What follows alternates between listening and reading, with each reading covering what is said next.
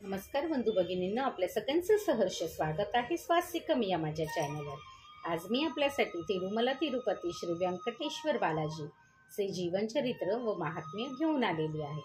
याची पुढील कथा आपण बघूया।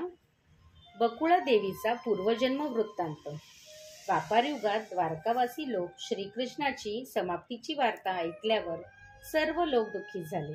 ही गोष्ट मात्र यशोदा देवीला समजली। यशोदा देवी व्याकुळ होऊन श्रीकृष्णांना येऊन म्हणाली, मुला, मी तुला या अवतारात तुझी बाललीला आणि तुझे लाड करण्यापेक्षा काहीच केले नाही, परंतु तुझा विवाहोत्सव पाहिला नाही।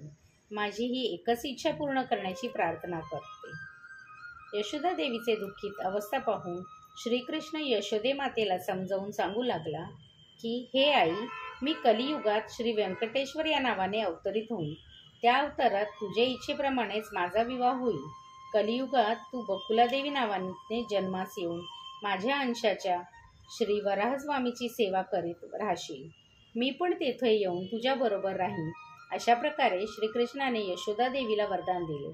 श्रीकृष्णांचे सांगणे ऐकून यशोदा देवी आनंदित झाली। मानवरूपी शरीर सोडून देऊन कलियुगात बकुलादेवी नावाने जन्म घेऊन श्री वराहस्वामींची पूजा करू लागली। देवानी देव श्रीहरी गवळ्यांच्या कुऱ्हाडीने झालेल्या जखमेवर औषध बाणण्यासाठी रानावनात शोधित निघाला।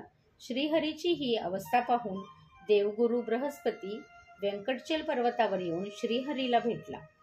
श्रीहरीने बृहस्पतीचे आदरातिथ्य करून आपल्या डोक्याला झालेली जखम दाखविली। बृहस्पतीस औषध दाखविण्यास सांगितले। बृहस्पती श्रीहरीला पाहून म्हणाला, हे महापुरुषा, भक्तजनांची रक्षा करण्यासाठी तू स्वतः मार खाऊन कष्ट भोगत आहेस। आपल्या या जखमेला एकच औषध आहे। गुलेर झाडाच्या दुधात कापसाचे बोळ भिजवून जखमेवर बांधल्यास ती बरी होते। असे सांगून बृहस्पती श्रीहरी जवळून निघून आपल्या निवासात चालता झाला। श्रीहरी गुलेर झाडाला शोधित जंगलात फिरू लागला। जंगलात फिरत फिरत थकून जाऊन एका झाडाखाली बसला। जवळच त्याला एक झोपडी दृष्टीस पडली। हळूहळू त्या झोपडीजवळ आला। त्या झोपडीत श्रीकृष्ण भजनाचे नामस्मरण ऐकू येत होते।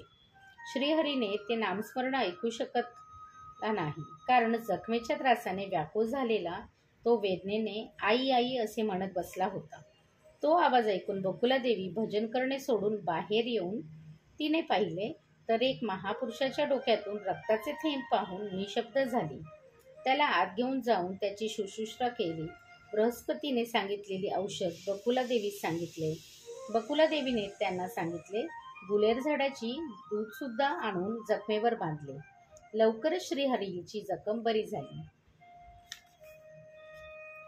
बकुलादेवीला पण आनंद झाला। नंतर बकुलादेवी श्रीहरीला विचारती झाली, हे मुला, आपण कोण, कोठून आलात, ही जखम तुला कशामुळे झाली, इत्यादी आईचे शब्द ऐकून म्हणाला, आई, मी कोण आहे, मला तू ओळखलं नाहीस, असं म्हणत पूर्वजन्मांची श्रीकृष्ण अवतार दाखविला। बकुलादेवीने श्रीकृष्णाला पाहताच त्याच्या गळ्यास मिठी मारली। श्रीहरी यशोदा देवीला घडलेला सर्व वृत्तांत सांगता झाला।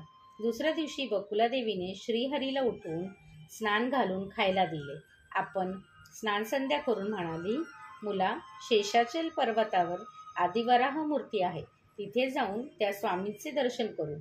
असे सांगून श्रीहरीला वराहस्वामी मंदिराला येऊन घेऊन गेली।